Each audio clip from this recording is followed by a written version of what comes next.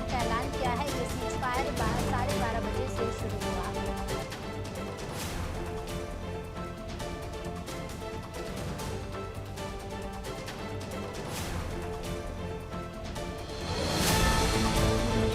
सोमवार सुबह रूस ने यूक्रेन के खार्किव शहर में रिहायशी इमारतों को निशाना बनाया। हालांकि लोगों को पहले ही बंकरों समेत सुरक्षित जगहों पर ले जाने की सलाह दी जा चुकी थी, लेकिन अब भी वहां कुछ लोगों के फंसे होने की आशंका जताई जा रही है। यूक्रेन ने कई रूसी टैंकों को तबाह करने का दावा किया है। पाकिस्तान के प्रधानमंत्री इमरान खान ने यूक्रेन मसले पर उन्हें चिट्ठी लिखकर सलाह देने वाले 22 पश्चिमी देशों के राजदूतों को लताड़ लगाई है। एक रैली में पाक पीएम ने कहा कि हम किसी के गुलाम नहीं हैं, कि आप जो चाहेंगे जैसा कहेंगे हम वैसा ही करने लगेंगे। फिलिस्तीन दूतावास में भारतीय राजदूत सुकुल आर्य का निधन हो गया। आर्य का शव दूतावास के हेडक्वार्टर में मिला। वहीं फिलिस्तीन के विदेश मंत्रालय ने आर्य के निधन की जानकारी दी है।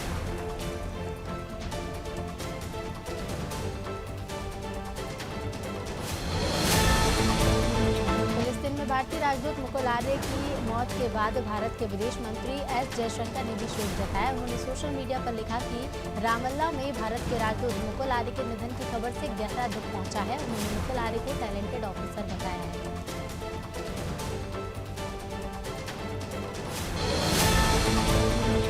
यूक्रेन जंग में रूसी सैनिक यूक्रेनी शहरों में ताबड़तोड़ मिसाइलें दाग रहे हैं। दोनों देश नुकसान को लेकर कई तरह के दावे कर रहे हैं और इसी बीच एक यूक्रेनी महिला ने दावा किया है कि रूस के सैनिक महिलाओं का रेप कर रहे हैं। इससे पहले यूक्रेन के विदेश मंत्री ने भी रूसी सैनिकों पर यूक्रेनी महिलाओं के रेप का आरोप लगाया। यूक्रेन के विदेश मंत्री कुलेबा ने कहा कि जब आपके शहरों पर बम गिरते हैं तब सैनिक कब्जे वाले शहरों में महिलाओं के साथ रेप करते हैं। अफसोस है कि ऐसे बहुत मामले हैं जब रूसी सैनिकों ने यूक्रेनी शहरों में महिलाओं का रेप किया है तो अंतर्राष्ट्रीय कानून की जरूरत के बारे में बोलना बहुत मुश्किल हो जाता है। यूक्रेन में रूस की ओर से की जा रही गोलीबारी में अब तक 38 बच्चों की मौत हो गई है। ये दावा यूक्रेन की संसद के मानवाधिकार कमिश्नर ने किया है। उन्होंने बताया कि 71 बच्चे जख्मी हैं जो कि जिंदगी और मौत से जूझ रहे हैं।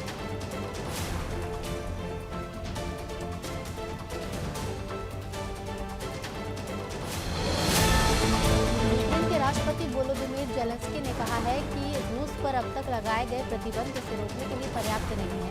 सूत्रों के मुताबिक इससे पहले यूक्रेन की ओर से G7 देशों और यूरोपीय संघ को एक पत्र भेजा गया है जिसमें यूक्रेन की ओर से रूस पर अपेक्षित प्रतिबंधों की सूची भी संलग्न है। यूक्रेन संकट के बीच अर्थव्यवस्था तेजी से चरमरा रही है। इस बीच सोने के भाव में भी तेज उछाल देखा गया है। सोमवार सुबह एशियाई बाजार में सोना $2000 प्रति और से अधिक हो गया। यह सितंबर 2020 के बाद का उच्चतम स्तर है।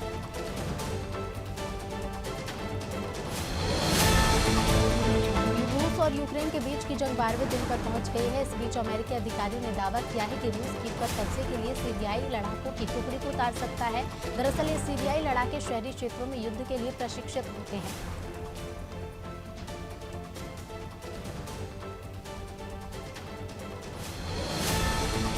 कमजोर वैश्विक संकेतों के बीच सप्ताह के पहले कारोबार दिन शेयर बाजार खुलते ही बुरी तरह से टूट गया। बॉम्बे स्टॉक एक्सचेंज का 30 शेयरों वाला सेंसेक्स 14.04 अंकों या फिर 2.58% की जोरदार गिरावट के साथ 52.90 के स्तर पर खुला है। पश्चिम बंगाल सरकार ने 10वीं की परीक्षाओं में नकल रोकने के लिए अस्थायी रूप से इंटरनेट सेवा पर रोक लगाने का फैसला किया है। राज्य में बोर्ड परीक्षाएं सोमवार से शुरू हो रही हैं। परीक्षाओं को लेकर खबरें आ रही थी कि कुछ जिलों में असामाजिक तत्वों ने छेड़छाड़ कर पर्चे लीक कर दिए हैं और उन्हें सोशल मीडिया प्लेटफॉर्म पर भेजा जा रहा है।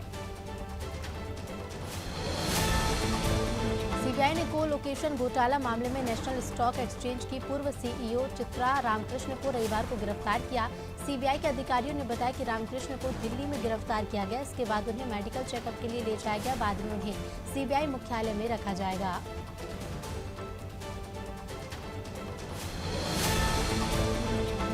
गृह मंत्री अमित शाह ने कहा है कि सीआईएसएफ में महिलाओं की भागीदारी बढ़ाने की जरूरत है।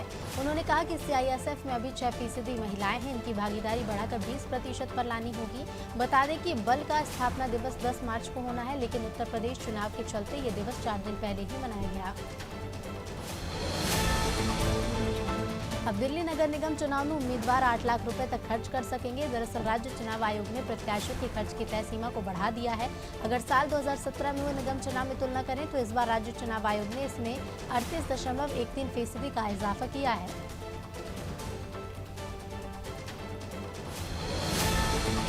जम्मू कश्मीर के बांदीपोरा में बर्फबारी के चलते गुरेज घाटी में फंसे 230 यात्रियों को भारतीय सेना ने एयरलिफ्ट कर लिया है।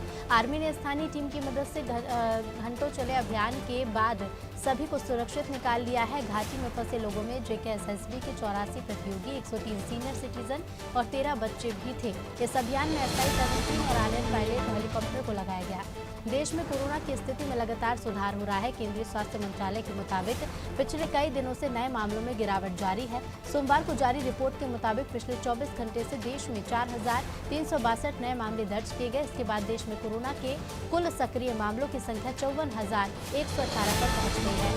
देश में घटते कोरोना मामलों के बीच दैनिक मृत्यु का आंकड़ा भी नीचे गिरना शुरू हो गया है। केंद्रीय स्वास्थ्य मंत्रालय के मुताबिक पिछले 24 घंटे में देश में 66 लोगों की मौत हुई है, वो भी कोरोना से। इसके बाद देश में कोरोना से कुल मौतों की संख्या 5,15,102 पर पहुंच गई है।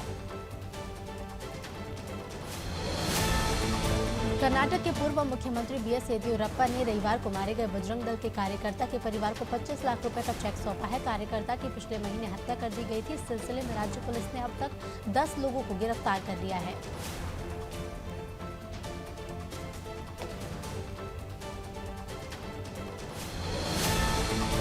भाजपा के राष्ट्रीय अध्यक्ष JP नड्डा 8 मार्च को इंदौर आ रहे हैं। वो इंदौर में 2 महत्वपूर्ण बैठकें लेंगे, जिसमें एक पदाधिकारियों की और दूसरी बैठक कोर कमेटी की होगी।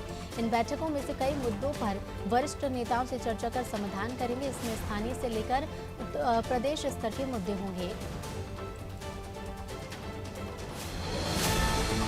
कंपाउंडिंग शिविर के बाद इंदौर नगर निगम एक बार फिर से संपत्ति और कचरा शुल्क की वसूली के बकायादारों के घर पर दस्तक देगा। जिन लोगों का टैक्स 1 लाख या उससे अधिक बकाया है, वहां तालाबंदी की जाएगी। टैक्स जमा होने के बाद ताला खोला जाएगा।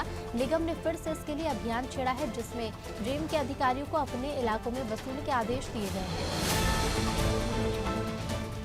12 मार्च को लोक अदालत का आयोजन होगा। बिजली कंपनी इंदौर उज्जैन संभाग के 15 जिलों में 425 जोन या बिजली वितरण केंद्रों पर लोक अदालत लगाने की पूरी तैयारी कर ली गई है।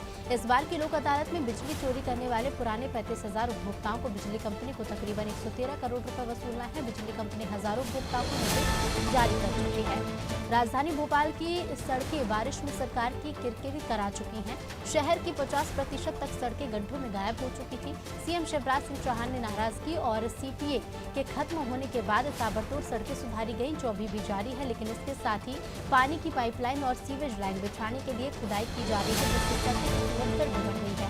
मध्य प्रदेश के कई कैडर के कर्मचारियों की पुरानी पेंशन बहाली, नियमितीकरण, प्रमोशन समेत 58 मांगों को लेकर सोमवार को भोपाल में कर्मचारी श्रमिकों का आंदोलन शुरू हो गया है, जिसमें प्रदेश भर से बड़ी संख्या में कर्मचारी और श्रमिक शामिल हैं।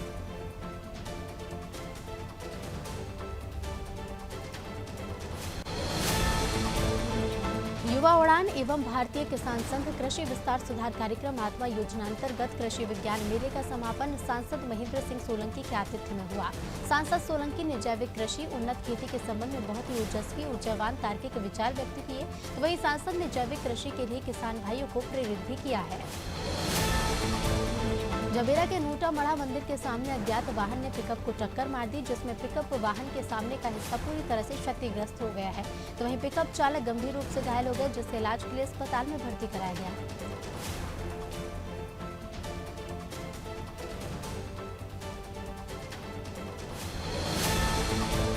प्रदेश शासन से नियुक्त नोडल अधिकारी लखनलाल तिवारी ने नौगांव शहर का भ्रमण किया और स्वच्छ सर्वेक्षण 2022 की तैयारियों का भौतिक निरीक्षण भी किया गया। साथ ही मार्गदर्शन प्रदान करते हुए नगर के सार्वजनिक शौचालय, trenching ground, Naugaon FST plant सहित कई जगहों पर सफाई व्यवस्था का निरीक्षण किया गया। बैतूल के भीमपुर में आगजनी, हिंसा और पुलिस टीम पर पथराव के मामले में पुलिस ने अब तक 32 लोगों को गिरफ्तार कर कोर्ट में पेश किया। पुलिस के मुताबिक मामले में अभी आरोपियों की संख्या बढ़ेगी। पुलिस ने सभी आरोपियों पर तोड़फोड़, आगजनी, पुलिस पर पथराव और सरकारी कार्य में बाधा डालने के तहत मामला दर्ज किया है।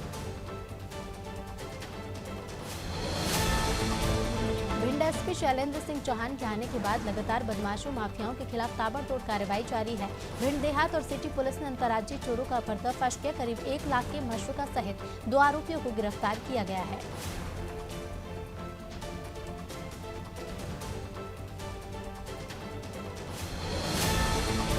मध्य प्रदेश में नेता प्रतिपक्ष कमलनाथ की अध्यक्षता में रविवार को आयोजित कांग्रेस विधायक दल की बैठक में गौ माता की सुरक्षा और संवर्धन की मांग को लेकर प्रस्ताव पारित किए गए।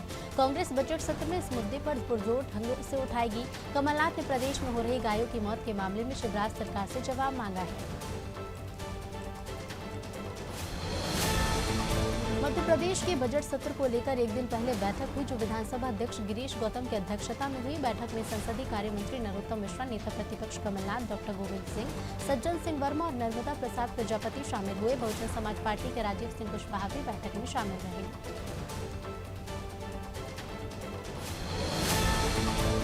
मध्य प्रदेश के बजट सत्र को लेकर विधानसभा का बजट सत्र आज से शुरू हो गया है। पीडब्ल्यूडी राज्य मंत्री सुरेश धाकड़ का कहना है कि बजट में किसानों, व्यापारियों और आम जनता के लिए बहुत सारे प्रावधान किए गए हैं। साथ ही सीपीए को खत्म कर कुछ काम पीडब्ल्यूडी को सौंपे जा रहे हैं।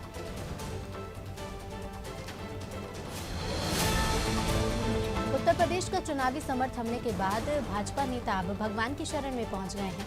रविवार को यूपी के डिप्टी सीएम केशव प्रसाद मौर्य दतिया पहुंचे, जहां उन्होंने पीताम्बरा पीठ में मां बगलामुखी के दर्शन किए और बनखंडेश्वर महादेव का अभिषेक किया। मां बगलामुखी को राज्य सत्ता की देवी भी माना जाता है।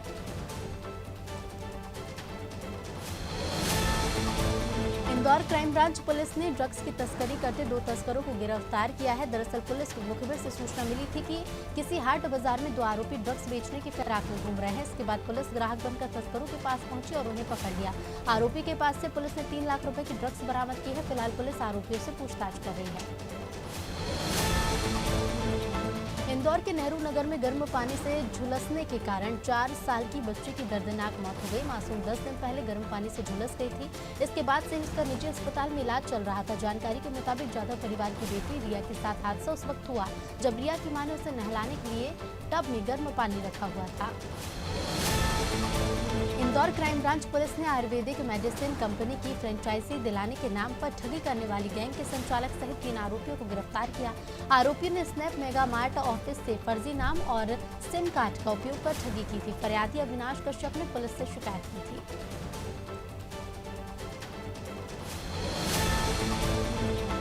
इंदौर में तलवार लेकर दहशत फैलाने वाले आरोपी का वीडियो वायरल होने के बाद पुलिस ने आरोपी को गिरफ्तार कर जेल भेज दिया है। मामला तेजाजी नगर थाना क्षेत्र का है, जहां बदमाश गंगाराम तलवार ने क्षेत्र में दहशत का माहौल फैला रहा था, जिसका वीडियो सोशल मीडिया पर भी वायरल हुआ। इसके बाद हरकत में आए पुलिस प्रशासन ने बदमाश को हथियार के साथ गिरफ्तार कर लिया है। खरगोन में डायवर्जन रोड पर रविवार को बाइक सवार 2 बदमाशों ने दिन दहाड़े पैदल जा रही महिला के गले से सोने की चैन छीन ली और फरार हो गए। हालांकि बदमाशों की करतूत सीसीटीवी कैमरे में कैद हो गई। फिलहाल पुलिस ने सीसीटीवी फुटेज के आधार पर चैन स्नैचरों को तलाश शुरू कर दी है।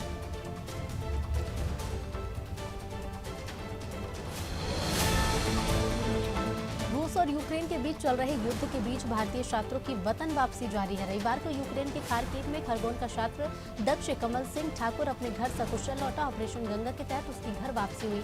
दक्ष ने युद्ध के हालातों को बयां करते हुए कहा कि हालात बिगड़े जरूर थे, लेकिन उन्हें उम्मीद थी कि वो अपने देश भारत जरूर और घर जरूर पहुंचेंगे।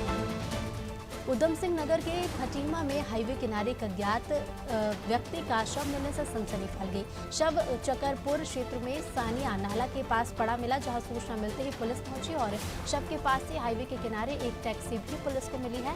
खटीमा सीओ भूपेंद्र सिंह भंडारी ने कहा कि युवक के सर में चोट लगी। दमोह जिले में के ग्राम पटेरिया में बन रही सड़क निर्माण में ठेकेदार अपनी मनमानी कर रहा है, जिसके चलते सड़क का घटिया निर्माण कार्य कराया जा रहा है। ग्रामीणों ने बताया कि पटेरिया के आगे पुराने डामरीकरण के ऊपर से ही डामरीकरण किया जा रहा है। इस संबंध में ग्रामीणों ने विधायक को भी अवगत कराया है, जिसके बाद हटा विधायक ने दमोह कलेक्टर को पत्र लिखकर सड़क निर्माण कार्य की जांच कराने की बात कही है।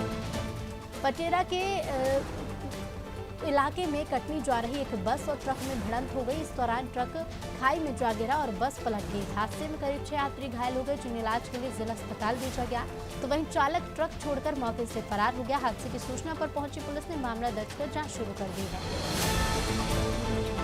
रायगढ़ के रेलवे स्टेशनों में लगातार यात्रियों को अच्छी सुविधाओं और गुणवत्ता को लेकर दावे किए जाते हैं, लेकिन स्टेशन की कैंटीन में रेल नीर की जगह दूसरे ब्रांड और लोकल पानी की महंगे दामों पर बेचा जा रहा है।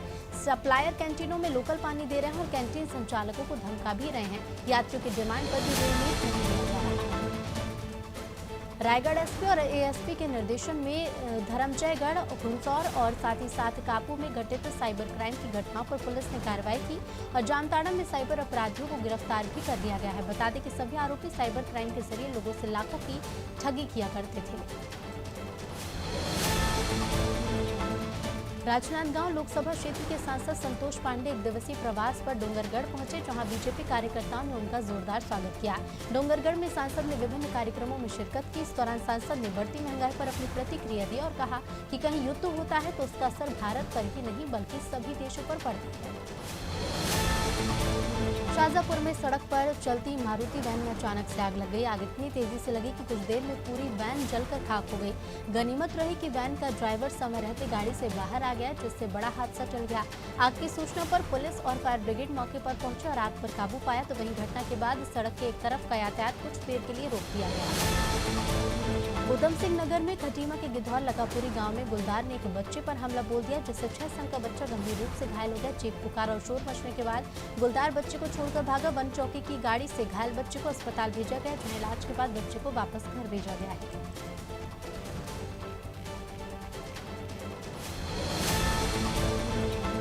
यूपी में एक दुकानदार को दिन दहाड़े दुकान से उठा लिया गया। मामला गोंडा जनपद के थाना छपिया का है, जहां बबलू नाम के दुकानदार से सामान लेने के बहाने 3 बदमाशों ने एक दिन पहले रैकी की।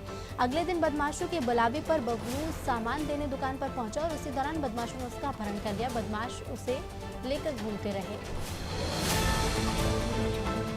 सिद्धार्थनगर जिले की एसओजी सर्विलांस और त्रिलोकपुर पुलिस ने संयुक्त अभियान में 4 शातिर चोरों को पकड़ने में सफलता हासिल की है। इनके पास से पुलिस ने चोरी की 12 मोटरसाइकिल बरामद की हैं। गिरफ्तार चारों आरोपी त्रिलोकपुर क्षेत्र के निवासी बताए जा रहे हैं।